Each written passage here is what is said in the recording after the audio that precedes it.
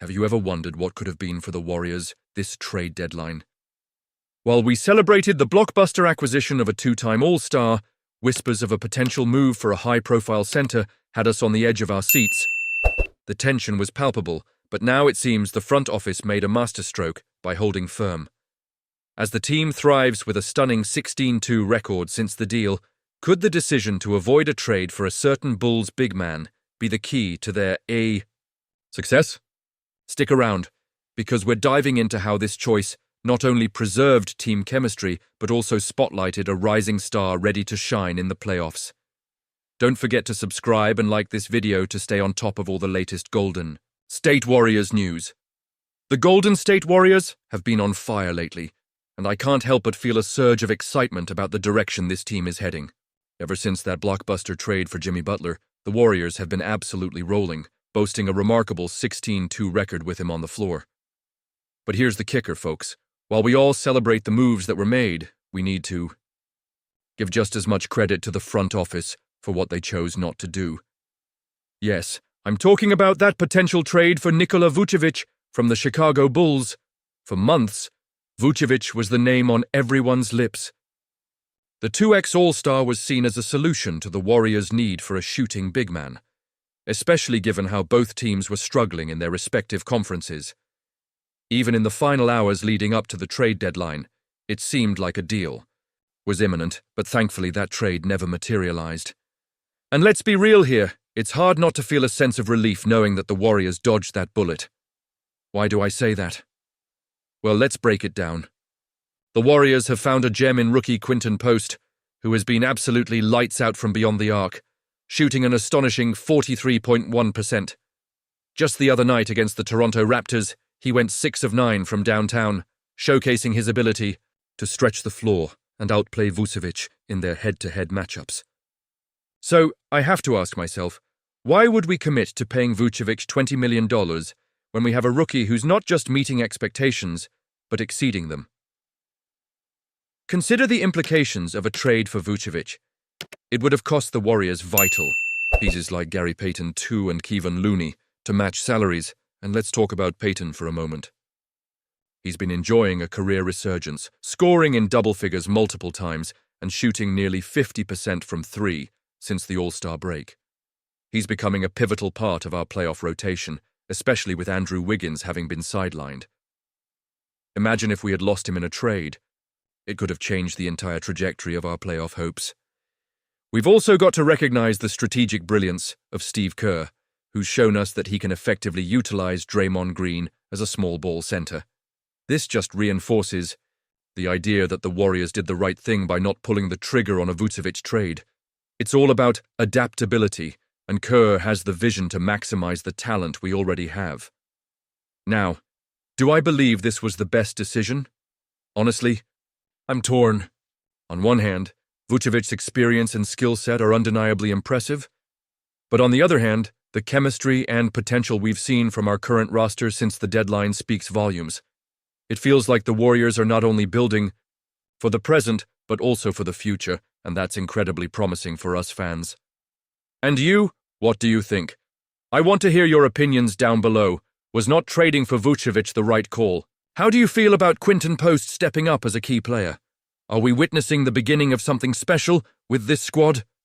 Don't forget to activate the notification bell to get all the latest updates. Last night's matchup between the Golden State Warriors and the New York Knicks was not just another game.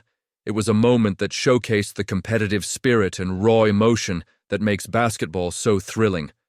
Draymond Green and Karl Anthony Towns had a heated exchange during the game, one that many fans are buzzing about. After the game, Draymond revealed what went down between them.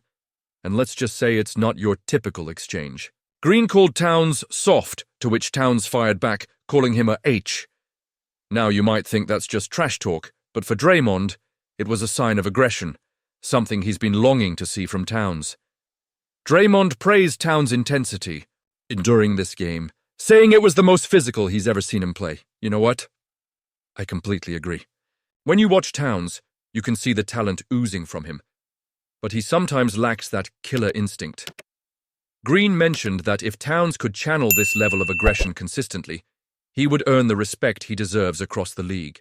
I mean, Imagine if he brought that dog mentality every night. What a game changer that would be. In this particular game, Towns dropped 29 points and grabbed 12 rebounds. It was an impressive performance, even if the Warriors managed to pull out a narrow victory, 97-94. Draymond wasn't the most efficient scorer, but he hit the crucial layup that sealed the game, showcasing his clutch ability. It's moments like these that remind us why Draymond is essential to this team, despite his ups and downs. But let's not forget the backstory here. Draymond's comments after the first game against the Timberwolves, where he accused Towns of ducking Jimmy Butler, really set the stage for this tension. Towns wasn't avoiding Butler, he was attending a funeral for a family friend. You'd think Draymond would have offered a heartfelt apology, but instead, it felt more like a half-hearted attempt. That kind of misstep can add fuel to the fire, and it certainly did last night. As a Warriors fan, watching this exchange between two talented players was exhilarating, but it also raises questions about our own team dynamics. Draymond's leadership.